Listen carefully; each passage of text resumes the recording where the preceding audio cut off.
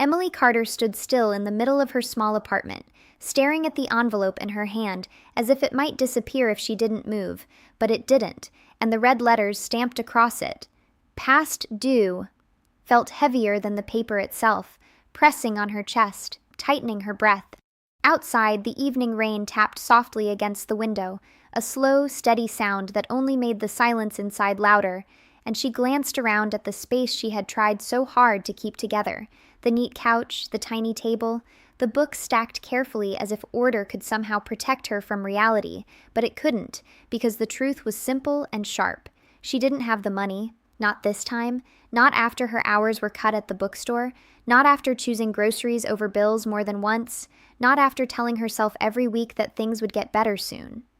She walked to the counter and placed the envelope with the others, all lined up like quiet reminders of promises she couldn't keep.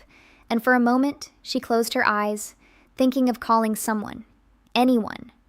But pride held her back. The same pride that made her show up to work smiling even when her heart felt tired.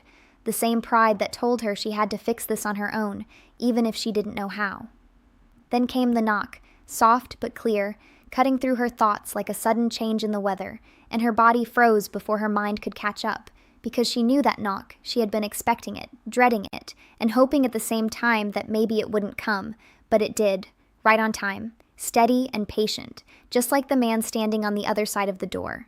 Emily took a slow breath, her hands slightly trembling as she moved forward, each step feeling heavier than the last, and when she reached the door, she paused, her fingers resting on the handle as if opening it would confirm everything she had been trying not to face, but she couldn't hide forever. So she turned the handle and opened it just enough to see him, Daniel Brooks, her landlord, standing there with his usual calm expression, not angry, not smiling, just watching her with a quiet seriousness that made her feel even more exposed. She opened the door wider, already forming the apology in her mind, ready to explain, to ask for more time, to promise things she wasn't sure she could deliver, but before the words could leave her mouth, she noticed something that made her stop. Daniel wasn't alone. Behind him stood a woman, maybe in her 50s, with kind eyes and a gentle posture, and beside her a man around Emily's age, tall, composed, with a thoughtful look that didn't match the tension Emily felt in her chest. And for a second, confusion replaced fear, because this wasn't how she imagined this moment. Not like this. Not with strangers standing quietly in the hallway as if they were part of something she didn't understand. "I'm sorry," Emily said quickly, the words rushing out before she could think, her voice soft but urgent. "I know I'm late again. I just need a little more time. I'm trying. Things have been difficult, but I will fix it." And she kept talking because silence felt worse, because stopping meant waiting for his response, and she wasn't sure she was ready for it. But Daniel raised his hand slightly, not to stop her harshly, but gently, like someone asking for calm instead of control, and that small gesture made her pause. "It's not what you think," he said, his tone even, almost reassuring, and that only made her more uncertain, because if it wasn't about the rent, then what could it be, and why bring other people into something so personal? Emily looked past him again, studying the two strangers more carefully, noticing the way the woman offered a small, warm smile, the kind that felt sincere but still unfamiliar, and the way the man simply watched, quiet and steady, as if he understood more than he was saying, and suddenly Emily felt exposed in a different way, like her struggles had been seen, discussed, maybe even shared without her knowing, and a flicker of discomfort passed through her, but also something else. Curiosity, small but growing. "Can we come in?" Daniel asked after a brief pause, his voice still calm, and Emily hesitated for just a moment, her instincts telling her to protect her space, her privacy, the little control she still had. But something in his expression, something steady and respectful, made her step aside and nod, allowing them in. The apartment felt different with them inside, smaller somehow, as if the walls had moved closer, and Emily quickly brushed a strand of hair behind her ear, suddenly aware of every detail, every small imperfection. But the woman looked around with a kind expression, not judging, just observing, and that eased Emily's tension slightly. "Hi, Emily," the woman said gently. "I'm Margaret, and this is my son Lucas." And Emily nodded, her voice quiet as she greeted them back, Still unsure what was happening, but sensing that this moment was not as simple as she had feared, nor as easy as she might hope, Daniel closed the door behind them and turned to her, his presence steady, grounding the room, and for a brief second, the rain outside seemed to fade into the background, leaving only the quiet weight of the moment. Emily stood there, caught between fear and curiosity, her heart still racing, but her thoughts beginning to shift, because something about this situation felt different, unexpected, like the start of something she couldn't yet see clearly, and as she looked from Daniel to Margaret to Lucas, she realized that this knock on the door might not just be about what she had lost, but about something she didn't know she was about to find. Emily stood near the door for a moment after letting them in, her hands lightly clasped together as if holding herself steady, her mind still trying to understand why her landlord had brought two strangers into her small, quiet world, and as the soft sound of rain continued outside, the room filled with a strange mix of tension and curiosity. Daniel moved a step forward, calm as always, while Margaret looked around with a gentle smile that felt warm instead of judging, and Lucas remained slightly behind, his posture relaxed but his eyes attentive, as if he was quietly taking everything in without making her uncomfortable, and Emily suddenly felt aware of how personal this moment had become, how her struggles were no longer hidden behind closed doors. "You don't have to worry," Daniel said, breaking the silence in a steady voice. "We're not here to pressure you." And Emily blinked, unsure whether to feel relieved or more confused, because if this wasn't about rent, then why were they here, and what did they want from her? She nodded slowly, still guarded, and stepped further into the room, giving them space while trying to keep her composure. And that's when Margaret spoke again, her voice calm and kind. "Daniel told us a little about your situation," she said, not in a way that felt invasive, but in a tone that carried understanding, and Emily felt a slight flush of embarrassment rise to her face, because hearing her struggles spoken out loud made them feel more real, more visible than she was used to. "We try to help people sometimes," Margaret continued, taking a small step closer. "People who are working hard but just need a chance to get back on track." And Emily's first instinct was to shake her head, to protect her pride, because she had always believed that accepting help meant admitting failure, and she wasn't ready to see herself that way. "I don't want charity," she said quietly, but firmly, her voice steady, even though her heart was not, and for a brief moment the room fell silent again, not tense, but thoughtful, as if her words were being respected rather than challenged. Lucas then spoke for the first time, his voice calm and sincere. "It's not charity," he said, meeting her eyes without hesitation. "It's an opportunity." And something about the way he said it made her pause, because there was no pity in his tone, no judgment, only a quiet certainty that felt different from anything she had expected. Emily looked at him, searching for doubt or hidden meaning, but found none, and that made her lower her guard just a little. Daniel nodded slightly, as if encouraging the conversation to continue, and explained, "Margaret and Lucas run a small community program, nothing official, just something they built over time, helping people find work, organize local events, connect with others, and when I heard about your situation, I thought of you." And Emily felt her breath catch, because the idea of someone thinking of her, not as a problem, but as a possibility, was something she hadn't experienced in a long time. "We're looking for someone to help us," Margaret added gently. "Someone reliable, organized, and willing to learn. Daniel said you work at a bookstore, so we thought you might have the skills we need." And Emily's mind raced as she tried to process everything at once, the offer, the kindness, the unexpected turn of events that felt almost unreal compared to the stress she had been carrying just moments ago. "What kind of work?" she asked carefully, her voice softer now, not defensive but cautious, as if stepping into unfamiliar ground. Lucas answered, his tone easy and clear, "Helping us manage small events, updating listings, handling simple communication, nothing too complex, but important work." And Emily nodded slowly, imagining herself doing something meaningful again, something beyond counting hours and worrying about bills, and for the first time in days, she felt a small shift inside her, like a door opening just enough to let light through. Still, doubt lingered, because life had taught her to question things that seemed too good to be true, and she asked the question that had been sitting quietly in her mind. "Why me?" And Margaret's smile deepened, not in a dramatic way, but in a calm, reassuring one. "Because you didn't run," she said simply. "You stayed. You faced your situation even when it was hard, and that tells us more about you than anything else."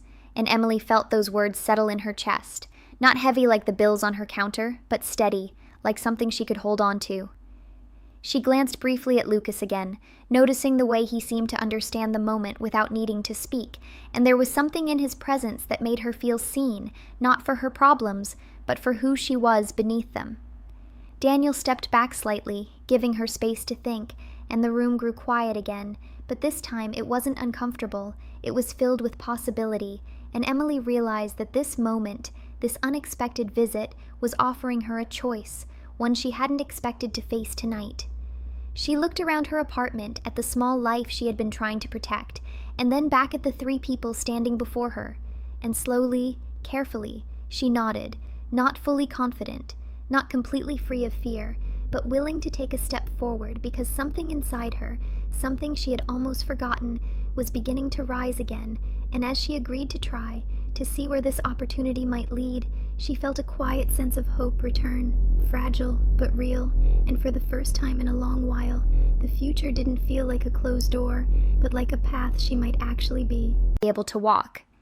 Emily's life began to move in a new direction faster than she expected, and within days of accepting Margaret's offer, her routine changed from long, quiet hours of worry to busy mornings filled with purpose, as she started helping organize small community events, updating online posts, answering simple messages, and learning how to manage tasks she had never tried before.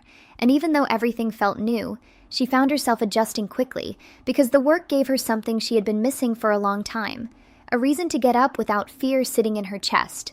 The first event she helped with was a small book fair in a local park, and as she stood there arranging tables under the soft sunlight, she felt a strange mix of nervousness and excitement, her hands moving carefully as she followed Margaret's instructions, while Lucas worked nearby, setting up chairs with a quiet focus that made everything feel calm instead of rushed, and every now and then, he would glance over, not in a way that made her uncomfortable, but as if making sure she was doing all right without needing to ask. As the day went on, people started arriving, families, children, and neighbors, and Emily found herself smiling, greeting them, guiding them, and for a moment she forgot about overdue bills and sleepless nights, because here, in this simple setting, she felt useful, and that feeling stayed with her long after the event ended. Over the next few weeks, the work continued, each day bringing something new, a small challenge, a small success, and Emily began to notice changes in herself, the way she spoke with more confidence, the way she carried herself with less hesitation, and even the way she looked at her own reflection with a little less doubt. And through all of this, Lucas remained a steady presence, always there, but never overwhelming, offering help when needed, but never making her feel incapable. And that balance drew her closer to him without her realizing it at first. One afternoon, as they prepared for another event, they found themselves working side by side in a quiet park, the air warm and calm, the sound of distant laughter filling the space, and for the first time, there were no others around, just the two of them finishing the setup, and Emily felt a comfortable silence settle between them, not awkward but easy, like they didn't need to fill every moment with words. "You're getting really good at this," Lucas said after a while, his tone light but sincere, and Emily smiled slightly, brushing a bit of dust from her hands. "I didn't think I would," she admitted. "I thought I'd mess everything up." And Lucas shook his head gently. "You just needed a chance," he said, and his words stayed with her, because they felt true in a way she hadn't allowed herself to believe before. Later that day, as they finished arranging the last few chairs, something small happened that felt bigger than it should have. Emily laughed, a real, natural laugh that came without effort, and as soon as she heard it, she paused, almost surprised, as if she had forgotten what it sounded like, and Lucas noticed immediately, turning toward her with a soft expression. "You have a nice laugh," he said, simple and honest, and Emily felt a slight warmth rise to her cheeks. "I forgot I could still do that," she replied quietly, half joking but also telling the truth, and Lucas smiled in a way that felt deeper than the moment. "I didn't," he said, and something in his voice made her heart skip, not in a dramatic way, but in a quiet, steady rhythm that she couldn't ignore. As the days passed, their conversations grew a little longer, a little more personal, though never too heavy, just small pieces of their lives shared in between tasks, and Emily began to notice how Lucas listened, really listened, without interrupting or judging, and how he spoke with care, choosing his words in a way that made her feel respected. And slowly, without either of them saying it out loud, a connection began to form. Something gentle but real, built not on grand moments, but on simple, consistent understanding. Still, even as her world seemed to brighten, reality remained. And one evening, after finishing a long day of work, Emily found herself sitting on a bench beside Lucas, the sky turning shades of orange and pink as the sun set. And the peaceful scene made it easier for her to speak the truth she had been holding back. "I'm still behind on rent," she said quietly, her voice carrying a hint of the worry she hadn't fully escaped, and Lucas turned to her, his expression calm but thoughtful. "I know," he said, not in a way that made her feel small, but in a way that showed he understood. "But that's not all you are," he added. "You're doing something now, you're building something, and that matters more than where you were a few weeks ago." And Emily wanted to believe him, she really did, but a part of her still held on to the fear that things could fall apart again, that this new beginning might not last. She looked at him, searching for certainty, and while she didn't find promises, she found something else, steadiness, and that felt just as important. As they sat there in the fading light, Emily realized that her feelings had started to change, not suddenly, not in a way that overwhelmed her, but slowly, like a quiet shift she couldn't ignore, and it both comforted and scared her, because she wasn't sure she was ready to open her heart again, not after everything she had been through, not when her life still felt uncertain, and yet, when she thought about losing this connection, about stepping away from the calm presence Lucas brought into her life, it didn't feel right either, so she stayed, not making any promises, not rushing into anything, but allowing herself to feel, to hope, even just a little. And as the stars began to appear in the evening sky, Emily understood that this new chapter wasn't just about work or stability. It was about rediscovering parts of herself she thought were gone, and maybe, just maybe, finding something more along the way, something she hadn't planned for, but was slowly becoming impossible to ignore. The evening felt calm when Emily heard the knock again, but this time her heart did not race with fear. Instead, it moved with quiet curiosity as she walked toward the door, already sensing that something important was about to unfold, and when she opened it, Daniel stood there just as composed as always, his presence steady and familiar now, no longer a symbol of pressure, but a reminder of how much had changed in such a short time. She let him in without hesitation, and as he stepped inside, he looked around the apartment, noticing the small details that told a bigger story. The fresh flowers on the table, the organized shelves, the soft light that made the space feel warm instead of heavy, and Emily watched him carefully, wondering what he saw when he looked at her now, because she no longer felt like the same person who had once stood at that door afraid of losing everything. "You've done well," Daniel said after a moment, his voice carrying quiet approval, and Emily gave a small smile. "I had help," she replied honestly, because she knew none of this would have been possible without the unexpected support that had entered her life. But Daniel's expression shifted slightly, as if there was more he wanted to say, and after a brief pause, he took a slow breath and spoke again. "I didn't bring them here by accident," and Emily frowned just a little, her curiosity deepening, because she had sensed there was more to the story, something unspoken behind that first visit. "What do you mean?" she asked gently, and Daniel looked at her with a calm honesty that made it easy to listen. "Margaret is my sister," he said, "and Lucas is my nephew." And for a second, Emily just blinked, processing the connection, realizing that what had seemed like a random act of kindness was actually something more personal, more intentional, and that thought alone made her heart beat a little faster, not from fear, but from the weight of understanding. "And Lucas," Daniel continued, his tone softening, "he insisted on coming when I told him about you." And Emily felt something shift inside her, a quiet surprise mixed with something warmer, something she didn't fully understand yet. "Why?" she asked, her voice lower now, almost careful, as if the answer mattered more than she wanted to admit, and Daniel gave a small, knowing smile. "Because he saw something in your story," he said, something that reminded him of himself, and those words stayed with her long after he left, echoing in her thoughts as the night grew quiet again, because they changed the way she saw everything that had happened, turning coincidence into intention, turning help into something deeper. The next day, Emily found herself searching for Lucas without fully planning to, her steps leading her to the park where they often worked, and when she saw him sitting on a bench looking out at the open space with a calm, thoughtful expression, she felt both nervous and certain at the same time, as if this moment had been waiting for her. She walked toward him slowly, her mind full of questions but her heart guiding her forward, and when he noticed her, he offered a small smile, the kind that felt familiar now. "Hey," he said simply, and Emily stopped in front of him, taking a breath before speaking. "Is it true?" she asked, her voice steady but filled with quiet emotion, and Lucas tilted his head slightly, already understanding what she meant, because some things didn't need long explanations. "Yeah," he said, his tone honest and open. "I've been where you are." And Emily sat down beside him, listening closely as he continued. "I know what it feels like to struggle, to feel stuck, to think no one really sees what you're going through." And there was no drama in his words, no attempt to impress her, just truth, simple and clear, and that made it easier for her to believe him. "And now?" she asked softly, turning to look at him, and Lucas met her gaze with a calm confidence that felt grounding.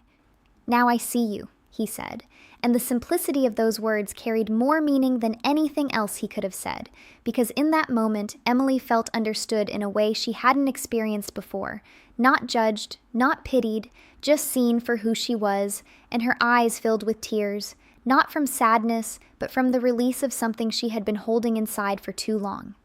Time moved forward after that, not in big dramatic changes, but in steady, meaningful steps, and Emily continued working with Margaret and Lucas, growing stronger, more confident, and more certain of her place in the world, and her apartment, once a space filled with worry, became a reflection of her new life, simple but peaceful, and the rent that once felt impossible to manage slowly became something she could handle, not because everything was suddenly easy, but because she had built something stable enough to stand on.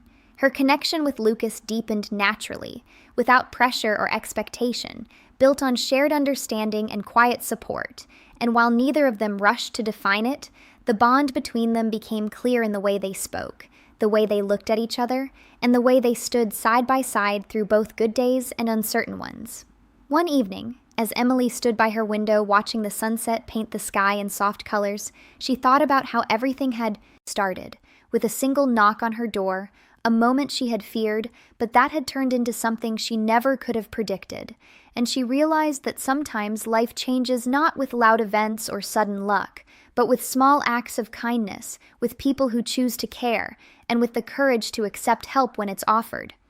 She wasn't just surviving anymore, she was living, building a future that felt real.